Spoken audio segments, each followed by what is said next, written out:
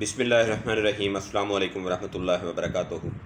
नाज़रीन मोहतरम, अल्लाह सुब्हानहू व तआला से दुआ है कि अल्लाह सुब्हानहू व तआला सदका मोहम्मद वाले मोहम्मद सल्लल्लाहु अलैहि वसल्लम हम में से जितने भी लोग बीमार हैं अल्लाह सबको तंदुरुस्ती से अता फरमाए। नाज़रीन मोहतरम, आज का जो टॉपिक है वो है किडनी फेलियर। गुर्दे जो फेल हो जाते हैं उसके असबाब क्या हैं और उसमें कौन सी ऐसी चीज़ें जो हैं वो होती हैं, अमराज, और फिर जो हमारी प्रिकॉशंस या हिफाजती तदाबीर हैं वो क्या हो सकती हैं और इसका जो इलाज है वो हम किस तरह से कर सकते हैं। तो चलते हैं जी अपने टॉपिक की तरफ। तो इसमें कुछ लोगों के सवालात भी आए हुए हैं। किडनी फेलियर के ऊपर वीडियो बनाओ, किडनी फेलियर जो है वो खुद ज़ाती मिजाज में होता है तो प्रोटीन क्यों बंद कर दिया जाता है, किडनी फेलियर के लोगों को प्रोटीन देना कैसा होगा, किडनी फेलियर जो है वो कौन सी अमराज में ज़्यादातर होता है, किडनी फेलियर का इलाज सिर्फ ट्रांसप्लांट ही है या तिब के अंदर भी इसका कोई इलाज मौजूद है। फिर एक सवाल आया हुआ है कि किडनी जो है वो फेलियर उसका बायस पानी है या फिर कोई और चीज़ है। तो ये जो सवालात हैं इनके जवाबात अगर मैं दूँ तो शायद 2 घंटे भी कम होंगे। खैर बहरहाल मैं कोशिश करूँगा कि जल्द से जल्द इन सारी चीज़ों को कवर करूँ। तो नाज़रीन, सबसे पहली बात तो ये है कि अल्लाह सुब्हानहू व तआला अगर हमसे राज़ी हों तो कोई भी मर्ज़ हो ही नहीं सकता। तो अपने रब को हमें राज़ी करना चाहिए और हजूर सल्लल्लाहु अलैहि वसल्लम पर हमें दुरूद व सलाम भेजना चाहिए। अब आते हैं मेडिकल साइंस और फ़िज़िकल जो चीज़ें होती हैं उस हवाले से बात करते हैं। तो सबसे पहले आम अवामल की हम बात करते हैं जिसकी वजह से किडनी फेलियर होते हैं। पानी अगर आपका ठीक नहीं है तो उससे क्या होगा, स्टोन बनेगा, और स्टोन अगर बहुत बड़ा हो जाए तो किडनी फेलियर का बायस बनेगा। तो इन शॉर्ट मैं ये जवाब दे रहा हूँ जो सवाल आप लोगों ने पूछे हैं। पानी के ठीक ना होने से क्या होगा, आपको किडनी स्टोन होगा, और अगर किडनी स्टोन का साइज़ बहुत बढ़ जाएगा तो फिर वो फेलियर की तरफ जा सकता है या किडनी ट्रांसप्लांट की तरफ मामला जा सकता है, या फिर ये है कि किडनी को रिमूव करना पड़ता है। नंबर 2, एक अगर हम ये बात सोचें कि पानी जो है वो ठीक नहीं है तो क्या मतलब है, उसमें 3-4 चीज़ें होती हैं। एक तो ये होता है कि उसके अंदर जो मिनरल्स हैं वो उनकी क्वांटिटी क्या है, दूसरा आर्सेनिक के नाम से एक चीज़ है उसको देखना पड़ता है, तीसरा उसके वाटर TDS जो हैं उसको देखना पड़ता है। तो ये बहुत सी चीज़ें होती हैं कि पानी जो है वो प्योरीफाई है या नहीं है। यहाँ पे सिर्फ इतना कह दूँ कि ये जो आप फ़िल्टर वाटर पीते हैं ये आपकी सेहत के लिए अच्छा नहीं है। आपकी सेहत के लिए मिनरल वाटर अच्छा है, लेकिन उसका TDS लेवल और आर्सेनिक उसमें नहीं होना चाहिए। TDS लेवल जो है उसका वो भी नॉर्मल होना चाहिए, तो वो पानी आपके लिए बेहतरीन है। अब उसके लिए सिर्फ ये कह देता हूँ कि पुराने ज़माने में जो हैंड पंप के ज़रिए फ़िल्टर वाटर निकाला जाता था, यानी कपड़े का फ़िल्टर इस्तेमाल करके जो पानी निकाला जाता था, वो पानी बिल्कुल सेहत के लिए मौजू और मुनासिब होता था। तो लिहाजा हमें अपनी असल की तरफ जाना होगा, हमें पानी को ख़ुद फ़िल्टर करना होगा। अब आते हैं कि कुछ ऐसे डिज़ीज़ हैं जिनकी वजह से किडनी फेलियर का जो है वो सबब बन जाता है, किडनीज़ को ट्रांसप्लांट करवाना पड़ता है या फिर डायलिसिस करवाना पड़ता है। तो वो डिज़ीज़ क्या हैं, उसमें सरफरिस्त डिज़ीज़ जो है वो शुगर या डायबिटिक है। शुगर जो है वो डायरेक्टली किडनी फेलियर का बायस नहीं बनता अगर उसको कंट्रोल में रखा जाए। यहाँ पे 2 गलतियाँ होती हैं। एक गलती तो ये होती है कि जब हम एलोपैथिक मेडिसिन या फिर इंसुलिन वगैरह लेते हैं, अगर उसकी मकदार हम ज़्यादा लें जो कि हमें रिक्वायर्ड नहीं है, उससे भी किडनी स्कैटर हो जाता है, किडनी सिकुड़ जाता है, और फिर उसके जो एल्वोलाइज या स्मॉल शरियानें होती हैं या वरीदें, शरियानें और वरीदें यहाँ पर दोनों इस्तेमाल होती हैं, वो तंग हो जाती हैं। जब वो तंग होती हैं तो किडनी जो है, जो कसावतें और जो हमारे जिस्म से ज़हरें हैं वो ब्लड से प्योरीफाई करता है, वो प्योरीफाई नहीं कर पाता और वो जमा होती रहती है, जिसकी वजह से हमारे जिस्म में मुख्तलिफ़ तब्दीलियाँ आती रहती हैं। और फिर डॉक्टर कहता है जी आपको ट्रांसप्लांट करवाना है या फिर एक दफ़ा आप डायलिसिस करवा लें तो मामला ठीक हो जाएगा। दूसरी चीज़ ये होती है कि शुगर को अगर कंट्रोल में ना रखा जाए, फिर क्या होगा? फिर ये होगा कि ब्लॉकेज होगी। और ब्लॉकेज कहाँ पे होगी? छोटी शरीयानों और छोटी वरीदों में सबसे पहले होगी। उसमें आँखों में ब्लॉकेज हो सकती है, दिमाग में हो सकती है, आपके किडनीज़ के अंदर हो सकती है, तो लिहाजा ये भी एक सबब होता है। इसके बाद हम आते हैं कि कौन सी ऐसी ग़िज़ाएँ या खुराकें हैं जिनकी वजह से किडनी फेलियर जो है वो होता है। तो शदीद खुश्क और शदीद गर्म अद्वियात जो हैं, चाहे वो कुश्ता हो या फिर कुछ जड़ी बूटी हो, इन सब से किडनी फेलियर हो सकता है। यहाँ पे मैं हरगिज़ इस बात को तस्लीम नहीं करता कि सिर्फ़ तिब्बे यूनानी के अद्वियात से होता है। मैं ये भी कहूँगा कि जितनी भी मल्टी विटामिन और मिनरल्स के नाम से अद्वियात मार्केट में पड़ी हुई हैं, वो भी किडनी फेलियर का बायस बनती हैं। अब वो एलोपैथिक की हैं सारी की सारी। किडनी फेलियर जो है उसका जब आप लॉजिक समझेंगे तो आपको फ़ौरन से ये चीज़ की समझ आ जाएगी कि असल में हुआ क्या है या होता क्या है। आइए नाज़रीन, मैं आपको समझाता हूँ। यहाँ पे हमें बात को समझना पड़ेगा। जब आपकी बॉडी के अंदर प्रोटीन, बॉडी मीन खून, खून के अंदर प्रोटीन, अल्ब्यूमिन, क्रिएटिनिन और यूरिया, इसकी मकदार बढ़ जाए, तो फिर क्या होगा? फिर आपको या तो डायलिसिस करवाना पड़ेगा या आपको किडनी ट्रांसप्लांट करवाना पड़ेगा।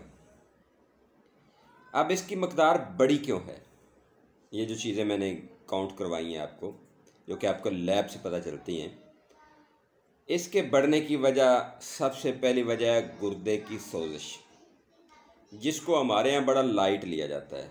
लोग कहते हैं जी कोई नहीं, खैर है, सोजिश हुई है, कोई मसला नहीं है, ठीक हो जाएगा। डॉक्टर्स भी जो हैं वो भी कहते हैं नहीं नहीं नहीं, कोई इशू नहीं है, सोजिश हुई है, बस ठीक है, ये 2 गोलियां खाओ, आप बिल्कुल ठीक हो जाओगे।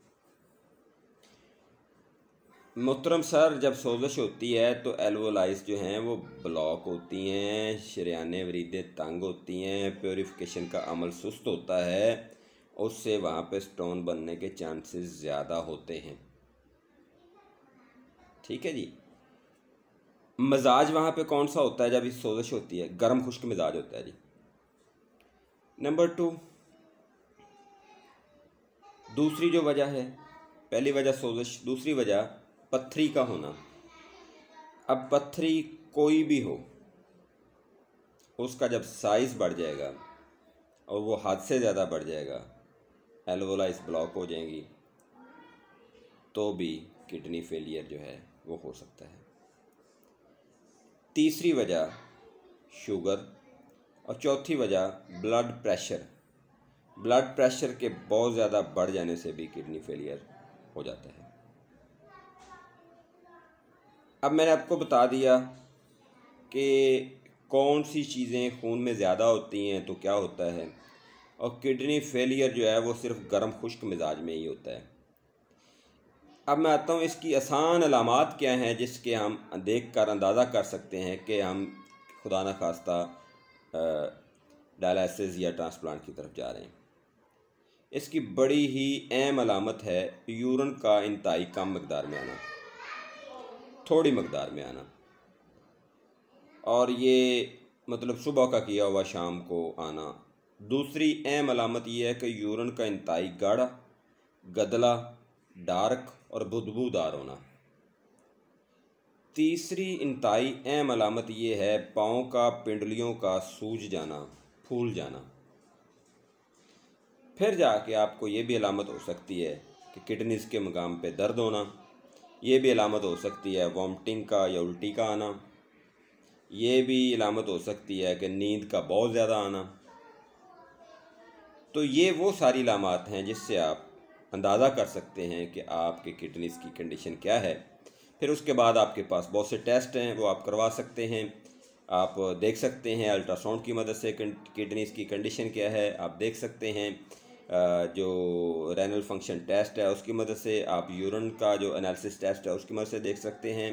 फिर इस तरह से आप ब्लड के मुख्तलिफ टेस्ट जो हैं वो प्रोटीन, क्रिएटिनिन, यूरिया, ये सारे टेस्ट जो है इनसे आप मदद लेके आप देख सकते हैं कि किडनीज़ की कंडीशन क्या है। अब आते हैं नाजरीन के वो जो सवाल भाई ने किया था कि क्या किडनी का जो पेशेंट है उसकी प्रोटीन जो है वो भी हम बंद कर देंगे। तो देखिए मेरे भाई, बहुत से केसेस में तो ऐसा नहीं होता कि उसकी प्रोटीन जो है वो बड़ी हो और वो ही प्रोटीन जो है वो किडनी फेलियर का बायस बना हुआ हो। अगर तो ऐसा नहीं है कि प्रोटीन लेवल नॉर्मल है लेकिन यूरिया का लेवल बढ़ा हुआ हो, क्रिएटिनिन का लेवल बढ़ा हुआ हो और बाकी स्वेलिंग हो या फिर स्टोन हो या मतलब बाकी कोई भी काज हो, तो हम प्रोटीन को बंद नहीं करेंगे। लेकिन अगर आपने टेस्ट करवाया है, आपके ब्लड के अंदर प्रोटीन का लेवल, आपके पेशेंट के ब्लड के अंदर प्रोटीन का लेवल बढ़ चुका है, तो आप प्रोटीन का इस्तेमाल हरगिज़ नहीं करेंगे। तो मेरे भाई आपके सवाल का जवाब मैंने ये भी दे दिया। अब आते हैं कि इसको कुछ दोस्तों ने पूछा कि किडनी के डायलिसिस ही वाहिद हल है या फिर कोई और भी हल है। देखिए, अगर तो आपके ये जो मैंने टेस्ट बताए हैं इनका लेवल बहुत ज़्यादा बढ़ जाता है, जो कि ख़तरनाक स्टेज होती है जिससे खुदा न खास्ता डेथ होने का चांस हो सकता हो, तो आपको फ़ौरन से एक दफ़ा डायलिसिस करवा लेना चाहिए, इसमें कोई हर्ज नहीं है। लेकिन अगर उसका लेवल नॉर्मल है, यानी वो नॉर्मल से थोड़ा बढ़ा हुआ है लेकिन ख़दशे की या फिर ऐसी सूरत हाल नहीं है कि आपकी खुदा न खास्ता जान को ख़तरा है, तो आपको डायलिसिस को प्रेफर नहीं करना चाहिए बल्कि हर्बल मेडिसन को प्रेफर करना चाहिए, क्योंकि हर्बल मेडिसन या हर्बल तरीका इलाज वाह तरीका इलाज है जो कि अल्हम्दुलिल्लाह बेहतरीन तरीका इलाज है। ये सिर्फ मेरे करीब नहीं है, सब लोगों के करीब है अल्लाह के करम और फजल से। अब मैं यहाँ पे बताऊँगा कि जी इलाज कैसे करें। आपने देखा होगा कि जी अंजीर को पानी में भिगो दें तो जनाब उसको पीते रहें तो इलाज हो जाता है। आपने ये भी देखा होगा यूट्यूब की दुनिया में कि कौड़ियाँ ज़र्द जो हैं उनको पानी में उसको लीमू के पानी में भिगो दें तो उसको पीते रहें तो वो भी इलाज हो जाता है। आपने देखा होगा कि जनाब कलवंजी और लीमू के इस्तेमाल से भी किडनी फेलियर से निकला जा सकता है।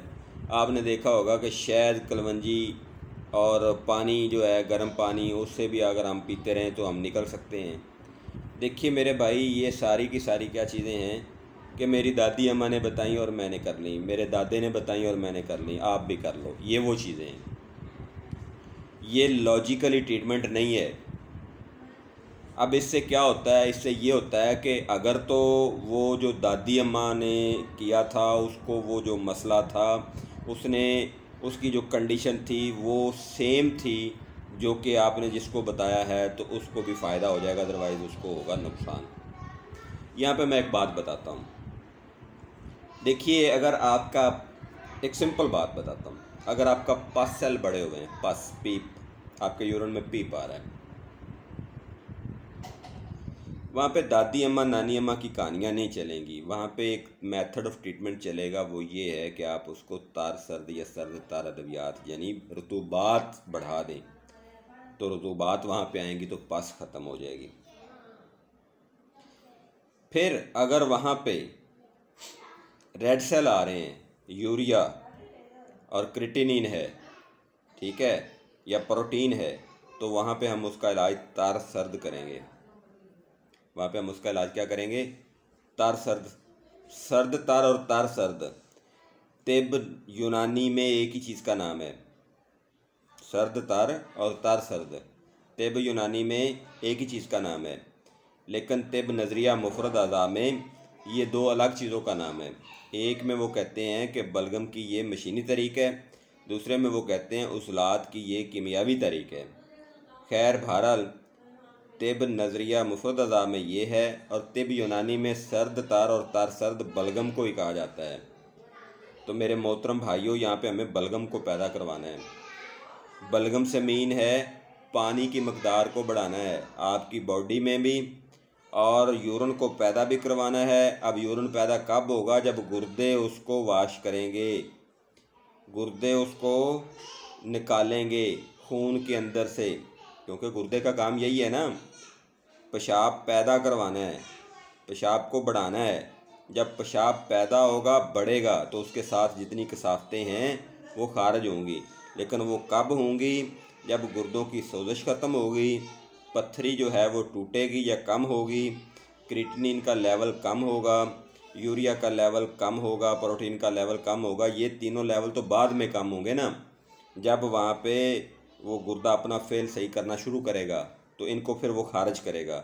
डायरेक्टली तो इनका लेवल आप कम नहीं कर सकते ना, तो लिहाजा पहले गुर्दे की सोजिश और गुर्दे की पत्थरी और गुर्दे की जो एल्वोलाइज ब्लॉक हैं या वहाँ पे जो स्कैटर है, उसकी तरफ आप तवज्जो करें, उसको सही करें। जैसे ही वो सही होगा, प्रोटीन भी खारिज हो जाएगा, यूरिया भी खारिज हो जाएगा, क्रिएटिनिन भी खारिज हो जाएगा, अजाफी जितनी भी आपके खून के अंदर चीज़ें हैं वो सारी की सारी कुछ ही दिनों में बैलेंस हो जाएंगी और आपको दोबारा डायलिसिस नहीं करवाना पड़ेगा। एक बात याद रखिएगा, पेशाब ज़्यादा आने से किडनी फेलियर नहीं होता, पेशाब बंद होने से किडनी फेलियर होता है। क्यों? उसको फेलियर क्यों कहा जाता है? ये सवाल है, ये मैंने खुद मतलब किया, किसी ने नहीं पूछा। फेलियर इसलिए कहा जाता है कि जो फंक्शन, जो काम उसको दिया गया था किडनी को अल्लाह सुब्हानहू तआला की ज़ात की तरफ से कि आपने ये काम करना है, वो काम करने में वो नाकाम हो रहा है, इसलिए उसको फेलियर कहा गया है। तो उसको काम क्या दिया गया है? ब्लड को प्योरीफाई करना, ब्लड के अंदर से पानी और बाकी जो इजाफ़ी चीज़ें हैं या इजाफ़ी कसावतें हैं या इजाफ़ी जो चीज़ें हैं उनको खारिज करना, वो किसी भी सूरत में हैं, यानी जिस्म की जो ज़रूरत है उससे ज़्यादा हैं। अब बिलफर्ज एक डायबिटिक का पेशेंट है, वो शुगर ज़्यादा खा लेता है, तो एट एंड प्रोसीजर क्या है? किडनी को सिग्नल मिलता है कि भाई ज़्यादा से ज़्यादा शुगर को बाहर निकालो। उसमें किडनी फेलियर नहीं होता। किडनी फेलियर तब होता है जब वो अपना फंक्शन दुरुस्त अंजाम नहीं देता। तो अब यहाँ पे एक देखें कि पेशाब ज़्यादा आ रहा है, चीनी को बंद नहीं किया, मिठास को बंद नहीं किया, गुर्दे को बंद कर दिया। किसने किया है? एलोपैथिक ने। और ड्रामा क्या रचा जाता है जी? हकीम ने ये किया है। ये काम किसने किया है? एलोपैथिक ने किया है। फ़ौरन से आपने एक टैबलेट दी या इंसुलिन दी, क्या हुआ? किडनी के काम को आपने किया ब्लॉक।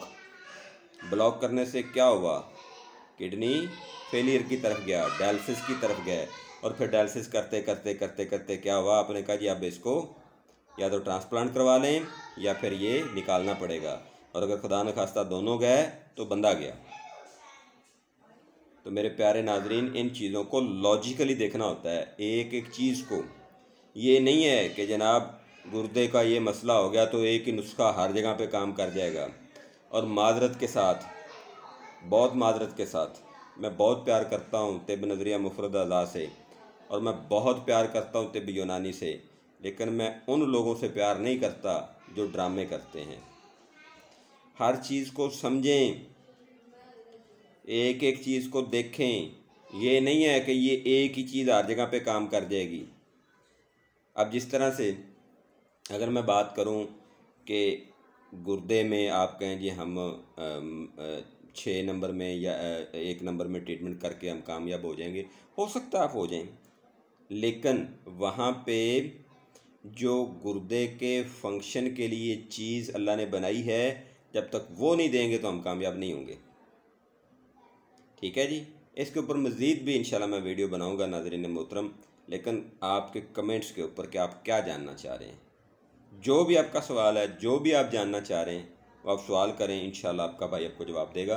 अपना बहुत सारा ख्याल रखें, मुझे अपनी दुआओं में याद रखें, और अपने हल्का बाब में वीडियोस को शेयर करें, ताकि आपके इस शेयर करने से, देखिए अगर आप मुझे 3000 या 4000 लोग जो है वो मुझे सुनते हैं, मुझे देखते हैं, तो जब आप 4,000 लोग आगे शेयर करोगे तो कम से कम 40,000 लोगों का फ़ायदा होगा। 40,000 लोगों के गुर्दे ठीक होंगे, 40,000 लोग जो हैं वो बड़ी मर्ज से बचेंगे। तो ये ज़िम्मेदारी सिर्फ मेरी नहीं है, मैं अपनी ज़िम्मेदारी अल्हम्दुलिल्लाह सही पूरी कर रहा हूँ, आप लोग अपनी ज़िम्मेदारी पूरी नहीं कर रहे। अब ये आपको सोचना है और वीडियो को शेयर करना है ताकि लोगों को बचाया जा सके, बजाय इसके कि लोग जो है वो गलत मेथड ऑफ ट्रीटमेंट या गलत मेडिकेशन या गलत अपना रहन सहन का निज़ाम या गलत खाने पीने का निज़ाम। हमें तो माजरत के साथ यही नहीं पता होता कि हमारे किस वज़ू का कौन सा मिजाज है और उसकी खुराक कौन सी है, तो हम क्या समझेंगे? हमें तो फिर जहाँ चलाया जाएगा हम वहीं पे चलेंगे ना। अभी देख लें वो जो WHO, वो यूरोप, वो ये सारे किधर जा रहे हैं? ये सारे के सारे दफ़ा